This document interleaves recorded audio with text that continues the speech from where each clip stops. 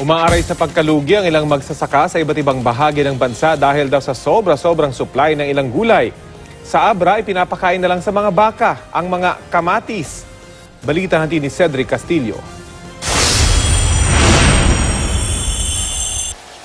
Mas marami sa karaniwan ang supply ngayon ng kamatis sa Banggit Abra. Sa dami, may ilang nasisira na. Ang iba naman, ipinapakain na lang sa mga baka. Labag man sa loob ng mga magsasaka, ibinebenta na lang nila sa murang halaga ang mga kamatis para kahit papaano ay may babalik sa kanilang puhunan. At dahil wala rin naman silang kontrol sa nangyayari, hiling nila na sana'y huwag makapasok sa kanilang lugar ang mga kamatis ng ibang bayan. Mura yung kamatis, ipapakain nila ng baka. So, mas pagkinabangan pa yung baka. Wala pang tugon dito ang lokal na pamahalaan. Oktubre noong nakaraang taon nang magkaroon din ng oversupply ng kamatis sa Kalayaan, Laguna.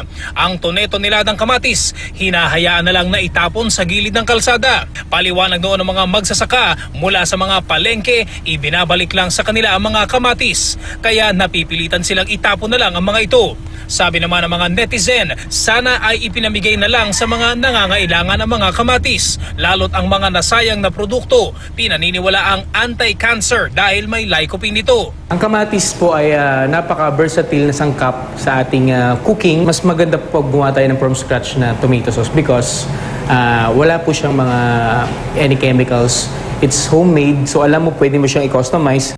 Ang 1 kilong kamatis kayang gawing spaghetti sauce para sa 6 na tao. Ang mahigit 10 tonelada o 10,000 kilo ng kamatis, spaghetti sauce na sana para sa 60,000 tao. Kalahating litro ng ketchup naman ang nagawa sa 1 kilong kamatis, kaya pwede sanang makagawa ng 30,000 litro. Mga sibuyas naman ang halos mabulok sa Bungabon, Nueva Ecija noong nakaraang buwan. Ang naturang bayan ang sinasabing onion capital ng Pilipinas. Ibig sabihin, marami ang produksyon nito at kapag hindi na ibenta ay mataas din ang tsansa ng pagkalugi. Isa pa sa mga itinuturong dahilan ang pagsulpot ng mga imported na sibuyas sa merkado. Sobra-sobra rin ang supply ng talong sa bayan ng Cabiao, kaya ang ilang magsasaka umaaray na sa pagkalugi. Cedric Castillo, GMA News.